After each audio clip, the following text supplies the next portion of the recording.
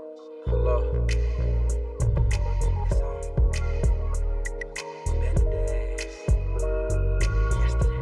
My name is Dr. Alvarez, and I am one of the pediatric hematologist doctors here at Arnold Hospital, and I am one of the care providers for patients with sickle cell disease and our director of our sickle cell clinic.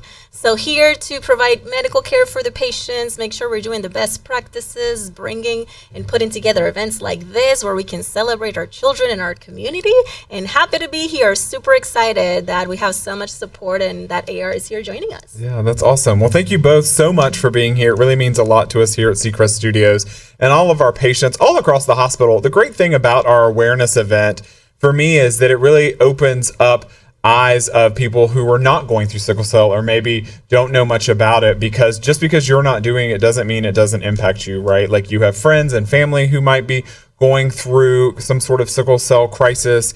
And it's really important as a community that we come together and really figure out what's going on with this and really help. And I think your song really is about that. Like, you know, sometimes the healthcare industry kind of questions things and doesn't maybe always do the right thing, which we know. And I love how you use that song to kind of express some of your frustrations.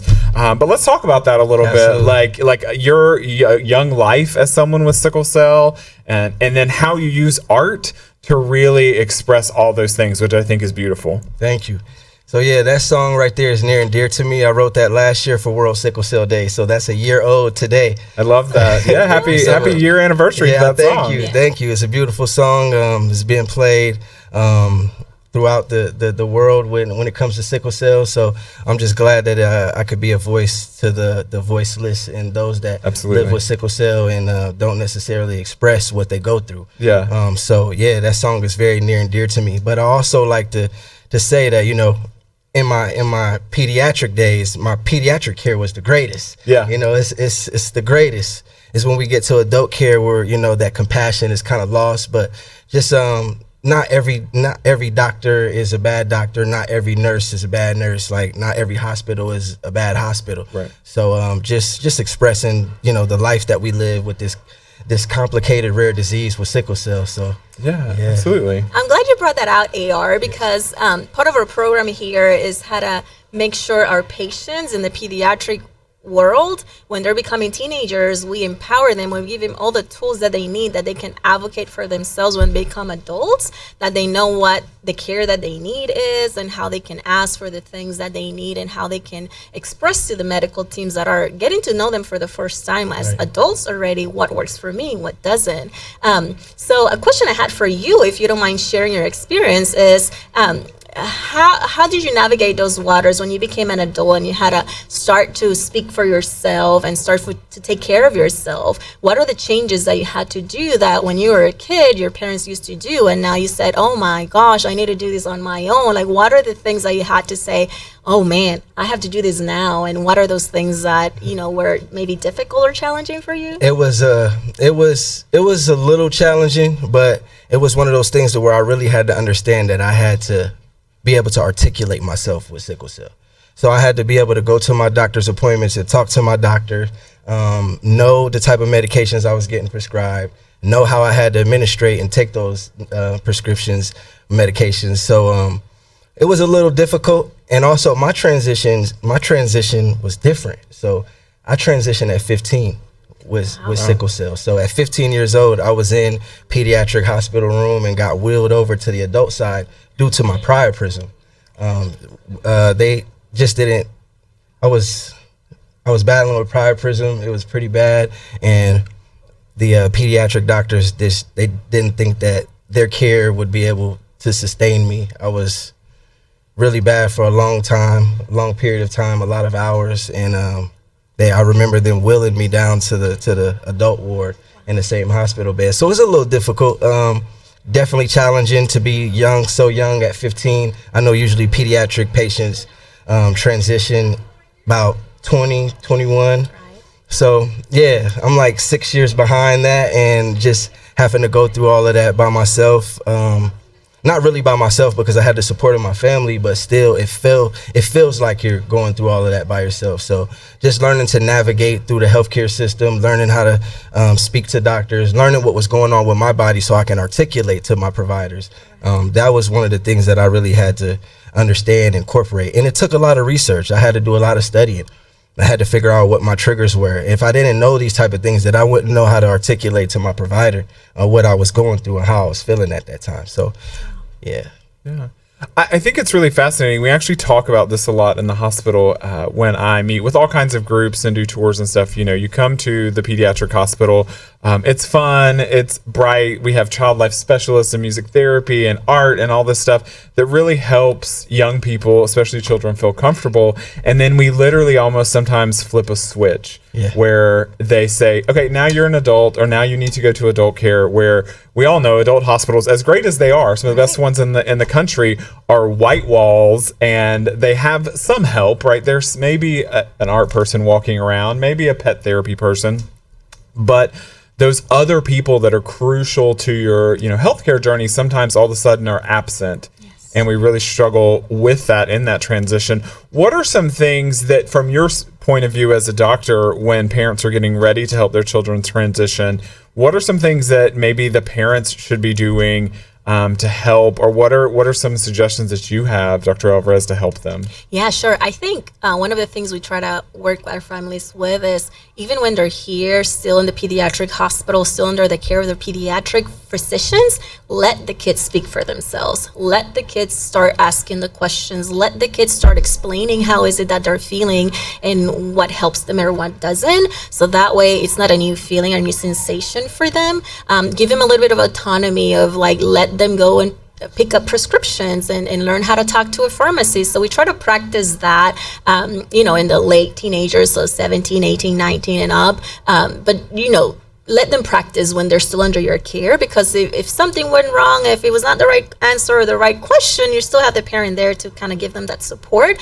But just get them more comfortable in the medical setting, so that way it doesn't matter where you are, you feel comfortable doing those things. Yeah, I love that. Yeah, my mom actually did that to me. So we were en route to our doctor's appointment, and she said, "How you feeling?" And I tell her how I'm feeling. She said, "Okay, good. So when we get into this doctor's office, you tell that to the doctor the same way you're explaining to me." So she's kind of prepping me to be my own, to be able to speak for myself when it came to me talking to my provider. Yeah. Because my mom didn't essentially know how I was feeling. She couldn't, she could say, "Well, he's in pain today. He's being a little lazy." That's what she always liked to say. But just literally, he's being lazy today. He don't want to go to school. But me learning that sickle cell, as much as it is a chronic pain illness, it's also a chronic fatigue illness. So I was always tired, and because I didn't know how to manage, and plus eating all the wrong foods and all that stuff. So I'm just glad that she, told me, "Listen, when we go in here, you explain to the doctor how you're feeling, because I can't tell them how you're feeling. I don't know how you're feeling." Right. Yeah. So that definitely prepared me. And that's one of the things that actually make me very passionate about taking care of patients with sickle cell disease. For other individuals, if they look at you, they cannot tell you have sickle cell disease. Yeah. It doesn't show on your skin and your, facial expressions. But on the inside, we know that your body is having a lot of suffering and a lot of changes and maybe sometimes damage from the sickle cell disease. So how can we make that better for the patients? When other individuals might look at you like, "Oh, you're just fine," we know that it's all not that great, and we need to do our best to keep you as healthy as possible. Right. Yes. Well, and you brought up both really two good points about, keeping our body healthy and nutrition. And I think one of the things that, as challenging is to hear that you had to make that transition at 15, I mean, we all kind of have to also realize that probably made you a little bit of who you are today and being such an advocate. And so, yes, rough. But at the same time, I know that you're probably doing some of that because you had to transition at such an early age. But you've been doing some great work in the community, and I want to talk about that. But I want to show a video just to kind of introduce a little bit about what you've been doing kind of out and about in Central Florida. And this is your smoothie workshop that you just did recently, like within the last couple of weeks. June 1st, yes. June 1st. Yep. And so we're going to show a short clip of this smoothie workshop, and then we're going to talk about it. Let's do it.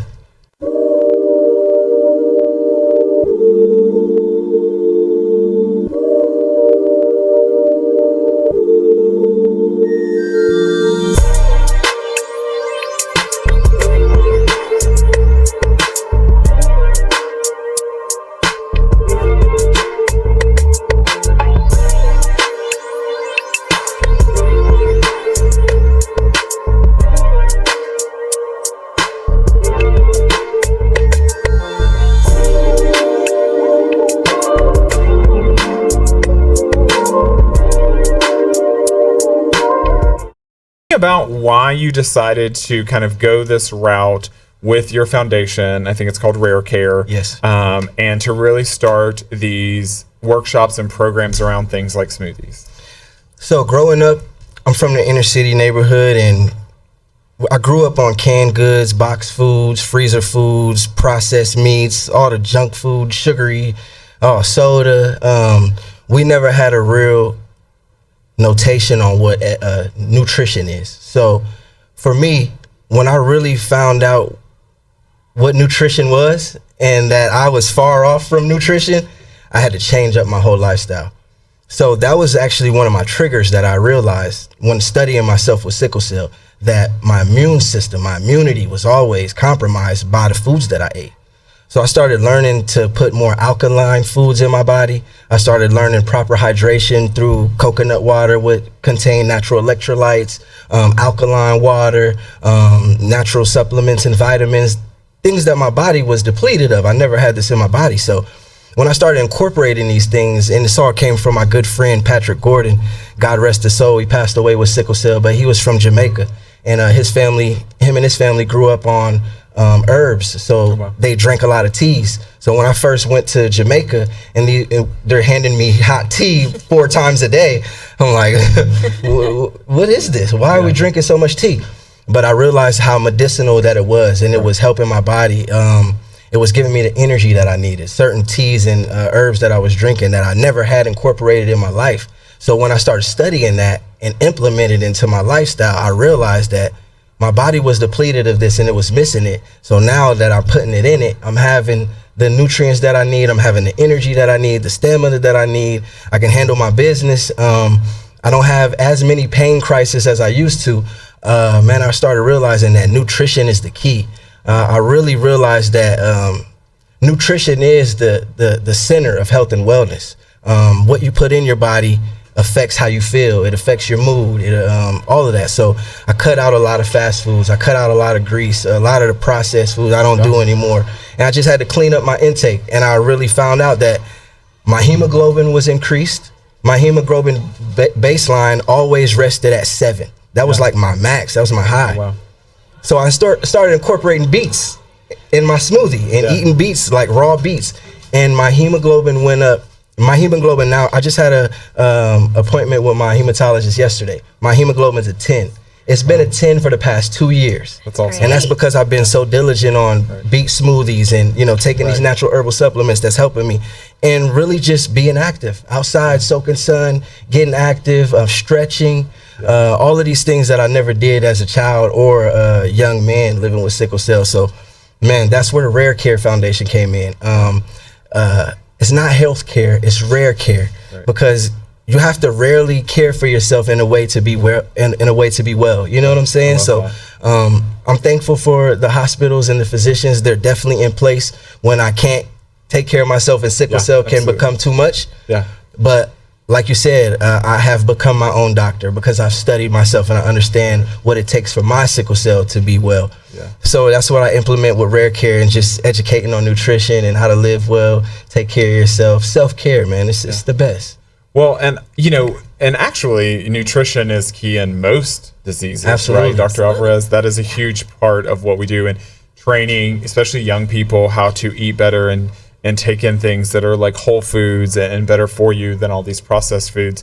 And I think for me, so I have been kind of studying sickle cell just for the last couple of years since we started doing these events. And I've really found passion for it than myself to help all the children here at our hospital.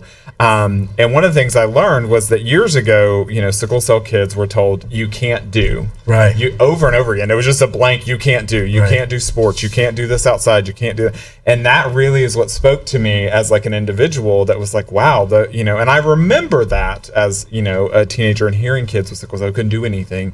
But what we've learned, and Dr. Alvarez, you can talk about this, is like through nutrition, through stretching, through activity, through different things, sickle cell kids can do anything. It may be a little different, but they can do it. Absolutely. Even nowadays, a lot of our parents ask us that question many, many times and over. Can my kid do this? Can my kid do that? Please, doctor, tell them not to do this. Tell them not to do that. And my question is, I just look at the kid and ask, Do you think you can do it? Yes, then go for it. Go for it. Do not let sickle cell disease be what determines what your life is going to be. We're going to do whatever we can as long as we stay healthy. And I tell them, listen to your body. If it's starting to hurt, it's starting to itch, then it's time to sit and take a break. But don't make that idea in your mind that you cannot do this because of sickle cell. We're going to live with sickle cell. We're not going to let sickle cell control our lives. So I encourage my families to do anything as long as your body tolerates. But listen to your body, right? If it's enough, it's enough. But I like that you said I need to be outside, be outside, do activities, have fun. I think that's part of the care that the patients need, not just as kids, right? Children need to be children, they need to have fun, but also as adults, keep yourselves active, do physical activities, do sports. That's all healthy as long as, just as nutritionists. Right. Most definitely. Love that. Yeah. I grew up playing sports. When I was younger playing sports, I couldn't really thrive in the sports that I wanted to as much as I could because I was always sick because I didn't understand my body. Right. I was always overexerting myself. That was my thing. But now that I'm living well, man, I'm outside active. I'm on a golf course twice a week. Man, I'm soaking sun. Yeah. We're having a great time. That's awesome. And that's really what we want, right? We want every child to be able to live their normal life.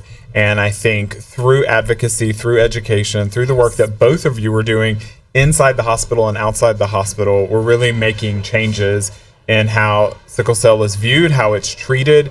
And that's really what today is all about, right? Yes. It's about making everyone aware, not those just dealing with it like in their home. So thank you again for being here. And if you want to head over to the stage and you're going to sing us out. But yeah, thank you so much. And Dr. Alvarez, thank you for being here and taking your time out of your day to be here in the studio and help and let your team help with this event. It's great. It's been an awesome day for us. It's very important that we connect our community, raise awareness about sickle cell disease. So I'm really happy and enjoying the day and thankful that we have so much support, not just here in the hospital, but also with the community members. Perfect. Thank you so much. Yeah. All right. Take it away, AR. Let's go. This song is off the Supernatural Soldiers Sickle Cell album. It's out everywhere.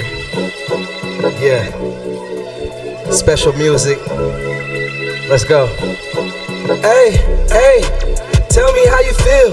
Fresh up out the spittle, baby. Tell me how you feel. Hey, how you feel. Tell me how you feel. Fresh up out the spittle, baby. Now